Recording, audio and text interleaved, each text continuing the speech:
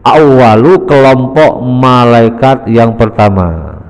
Wa yadkhulul fawjus sanilan masuk kelompok malaikat yang kedua. Wa ya'suruna ruhahu min rukbatihi ila suratihi. Ya, mirip mulai dari lutut sampai pusar, sampai perut. Makanya itu istilahnya Pak, orang kalau meninggal itu bertahap, kadang kakinya sudah mati, sudah tidak bergerak lagi, tapi napasnya masih lancar, perutnya masih bergerak. Ini gambarannya seperti ini. Kelompok malaikat yang pertama keluar, kelompok malaikat yang kedua masuk. Tujuannya apa? Untuk mengeluarkan, menggiring rohnya mulai dari dengkul sampai lutut.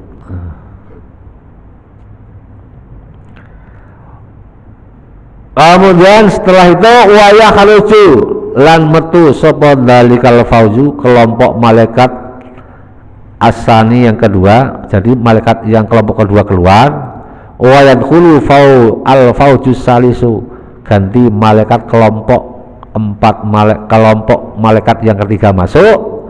Wa ya'suruna ruhahu minal batni ilas sadri, memeras rohnya mulai dari minasul roti tadi minal batni ila sadri, mulai dari perut sampai ke dada, sampai ke dada. Begitu juga sampai yang keempat, dari dada sampai tenggorokan. Wa yakhruju dzalikal faujus salisu, keluar kelompok malaikat yang ketiga. Wa yadkhululan mlebu sapa al faujur rabi, malaikat kelompok malaikat yang keempat. Faya suruna mongko meres sapa malaikat ruhau ing ruhe wong minas sadri ilal halqo, mulai dari dada sampai tenggorokan. Nah, kalau udah sampai tenggorokan, ini adalah apa? Ini pintu yang terakhir di mana taubat seseorang sudah tidak diterima lagi. Pintu taubat sudah ditutup. Ini gambarnya seperti Raja Fir'aun. Ketika nyawa sudah di tenggorokan, dia menyatakan iman kepada Allah, mau menyebut kalimat la ilaha illallah. Kemudian malaikat maut, enak aja Fir'aun, selama ini kau beriman, ingkar kepada Allah, kau mau meninggal, kau mau mengucapkan kalimat la ilaha illallah, langsung lehernya Fir'aun dijerat oleh malaikat maut. Walhasil karena apa? Pintu taubatnya sudah tertutup. Kalau sudah seperti itu, siapa yang akan menghantarkan kita ke jalan yang benar? Semuanya adalah amal ibadah kita yang kita didik, yang kita latih mulai sejak dini, sejak balik. Anak-anak kita latih untuk ibadah, sholat, belajar dan lain sebagainya. Ini tujuannya nanti kalau mereka sudah dewasa tidak mendapatkan hal seperti ini. Nah, ini kama qala Allah taala, kama qala dini keterangan qolakan ndika sapa Allah taala, ini kemarin sudah sampaikan ya, falaula idza balaghatil hulqum wa antum khina inin tangduru. Kalau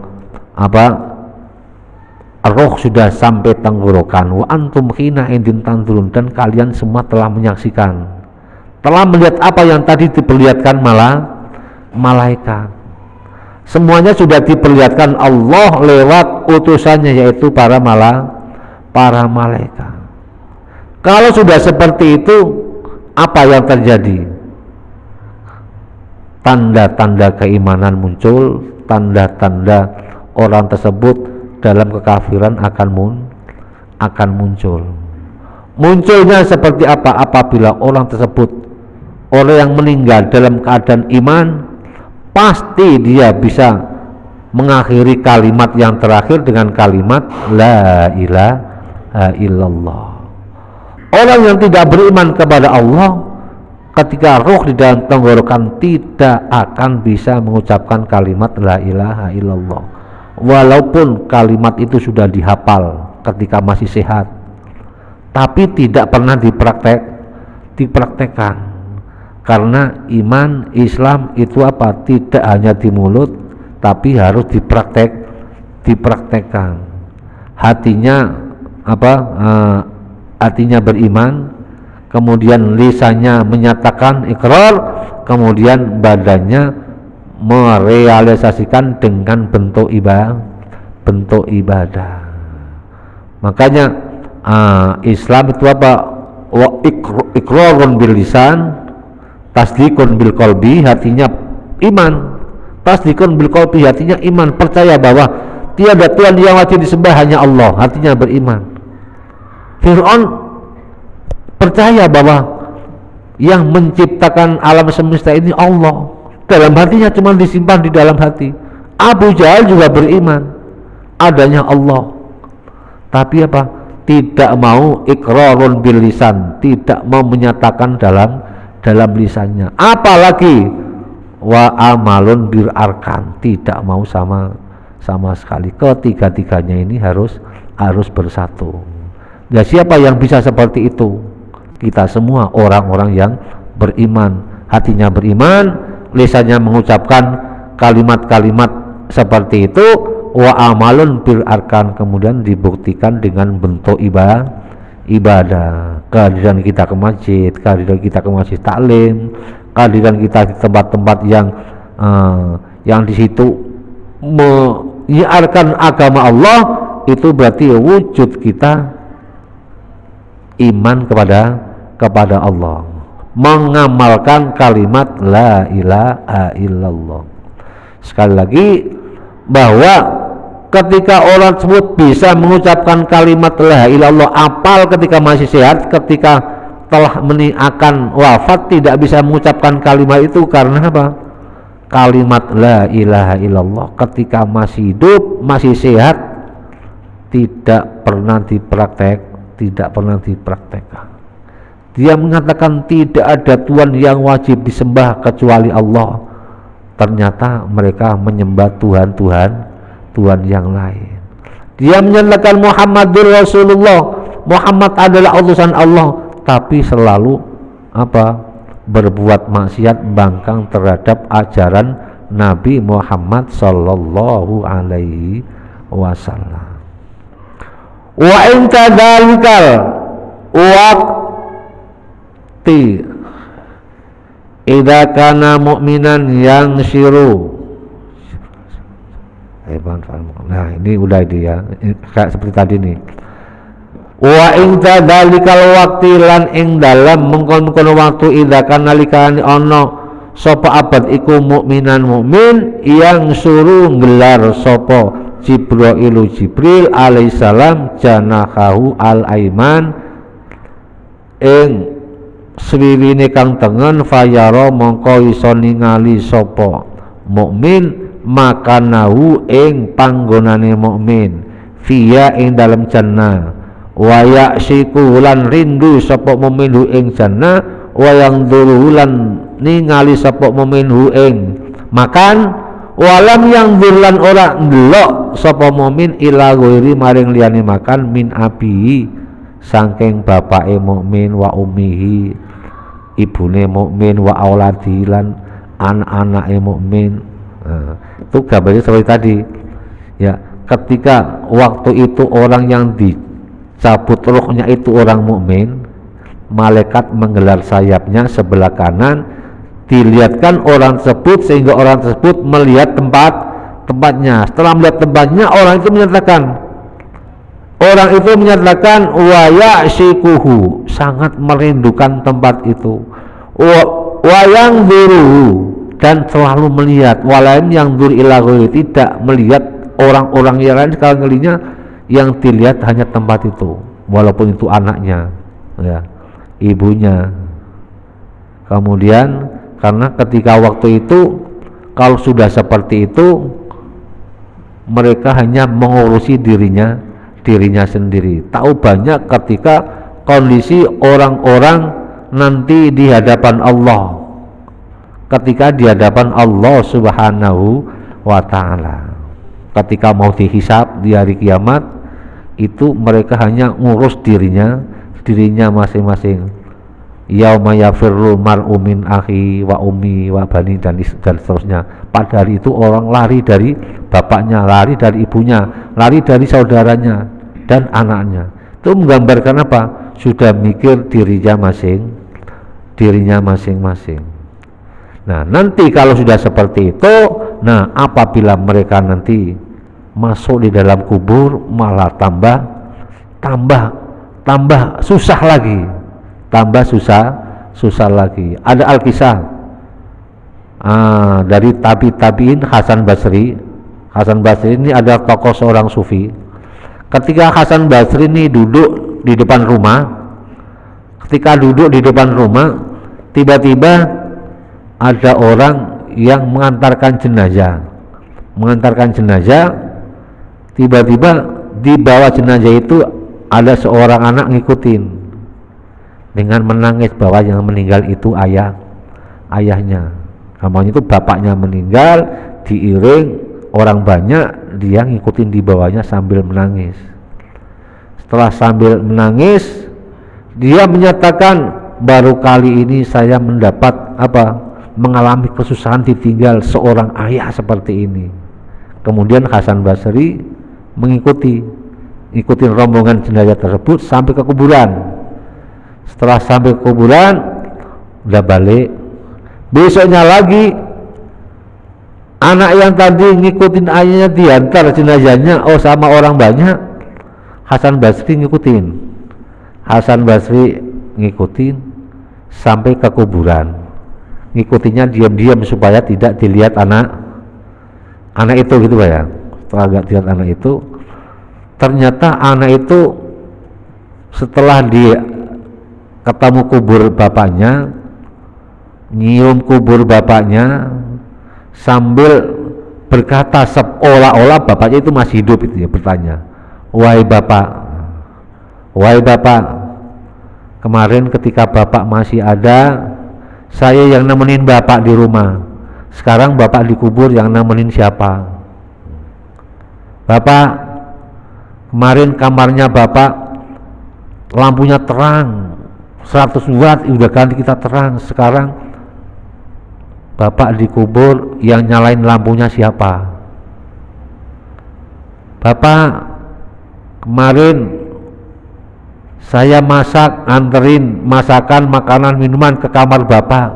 Sekarang yang anterin makanan, minuman ke tempat bapak siapa? Jadi mengulas satu persatu sehingga Hasan Basri mengambil kesimpulannya sambil menangis. Ini menggambarkan nasihat bahwa wa idza dufina, fa idza dufinal abdul mu'minu qala lahul qabru, apabila yang dikubur itu orang mukmin, faqala lahul qabru, kubur itu ngomong apa omongannya? Marhaban ahlan wasallan, selamat datang. Kalau yang dikubur jenazahnya itu orang mukmin, kubur itu mengucapkan ahlan wasallan, selamat datang wahai orang-orang mukmin. Kuntu uhibbu ilaika may yamshi ala dhuhri, aku sangat mencintai kalian orang-orang yang berjalan di atas punggungku, kata kuburan itu. Kau orang yang baik yang aku cintai, yang berjalan di atas punggungku, dan sekarang kau sudah bertemu aku. Untuk itu saat ini Allah memberikan kuasa kepadaku apa yang terjadi kepadamu, sehingga fayusa'u lahul qabru, sehingga kubur itu diluas, perasaannya luas.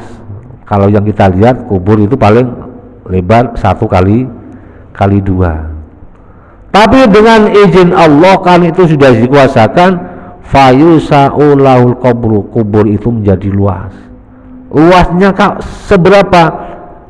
Bimati basori, sejauh mata memandang. Masih berapa menit lagi, Pak?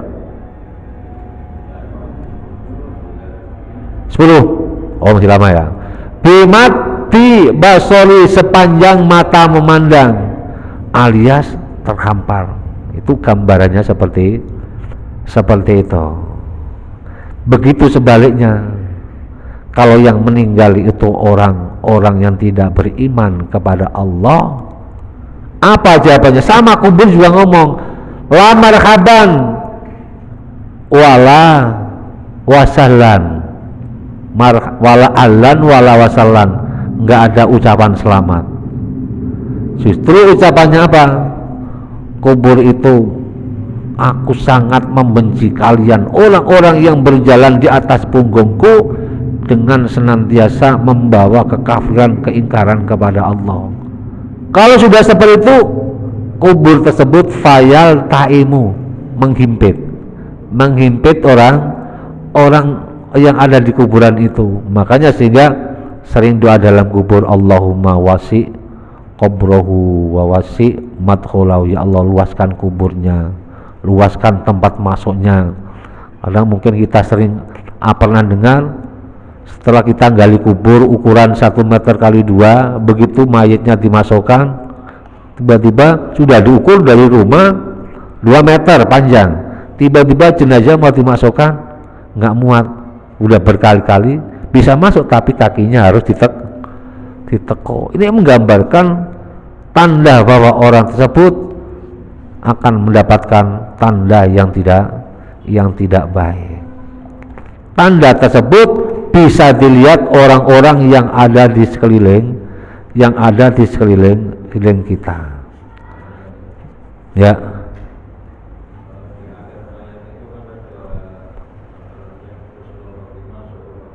Iya.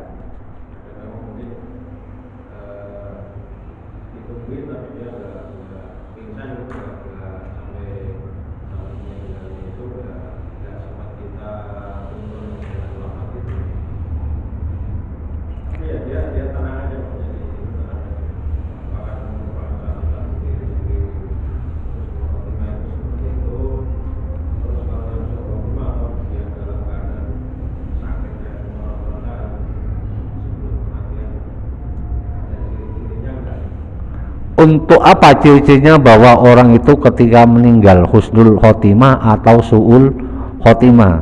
Kalau kita melihat referensi hadis ini, ketika orang itu akan dicabut nyawanya apabila dia orang mukmin, dia telah melihat tempatnya dan tidak menghiraukan yang lain.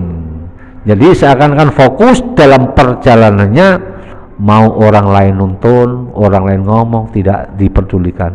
Ini menggambarkan ada yang seperti itu. Ada yang ketika dituntun bisa mengucapkan kalimat la ilaha illallah, Allah sampai dia nyawanya hilang, sempat mengucapkan kalimat minimal Allah. Itu bagian daripada tanda husnul khotimah. Ada kalanya tanda husnul khotimah di akhir wafatnya tidak bisa dilihat oleh orang lain, karena saking dia nyamannya dalam pecatnya roh itu, dia farauhu wa raihan. Kemarin di akhir surat Al-Waqiah, farauhun, dia akan mendapatkan ketenangan, ketentraman, wa raihanun, dan mendapatkan rizkinya berupa apa? Warehanu wajannatu naim, surga yang penuh nikmat yang sudah diperlihatkan itu tadi. Ada kalanya orang yang su'ul khotimah bisa dilihat oleh orang